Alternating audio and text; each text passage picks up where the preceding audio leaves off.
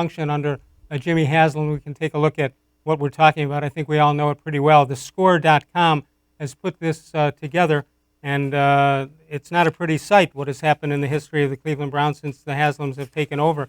Under Haslam, the Browns have been one of the most embarrassing, dysfunctional, and feudal organizations in all of America. In 8 years of ownership and counting, the Browns have employed 6 head coaches plus an interim, 6 general managers, including one, Ray Farmer, who illegally texted his desired play calls to the sideline during games.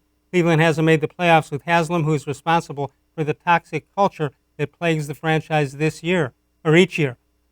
Mary Kay, when you look at it and the change in the playoffs, adding another team, you got to believe that as you look at what has been here since Haslam in 2012, you got to believe that this is a team that if they just play close to what they're supposed to play, you got to be looking at an appearance in the playoffs, don't you? Wouldn't you think? Yeah, I would think so. And of course, this year they have a better chance because they've added a wild card team in each conference. So they don't have to try to necessarily win the division to make the playoffs.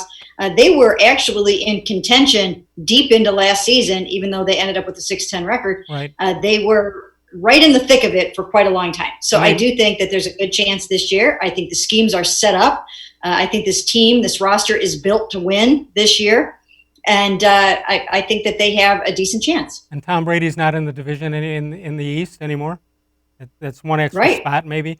All right, so take a look at this list of coaches and GMs that the Browns have had since 2012 when Jimmy Haslam came over.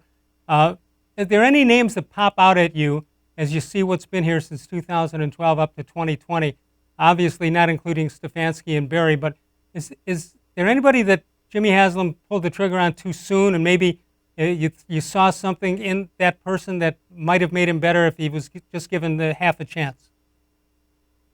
Well, one person that I did think had potential to be a good head coach was Rob Chudzinski. I would have liked to have seen him get a longer chance to see what he could do here.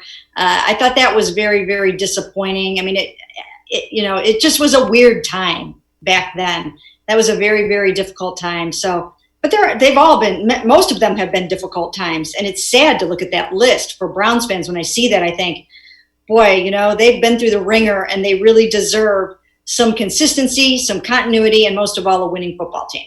Who do you blame, not blame, but who made the call on Chudzinski to get him and then to let him go? That was one that Jimmy Haslam didn't seem really interested in making that choice. I think Joe Banner and Mike Lombardi collaborated to hire him, and then I think they felt early on that he just wasn't head coach material. Right. And then that's why I think you saw them go kind of in the opposite direction and choose someone that was kind of a hard ASS. And that's when, then they went to Mike Pettin. They swung the pendulum the other way. And, and that didn't work out either.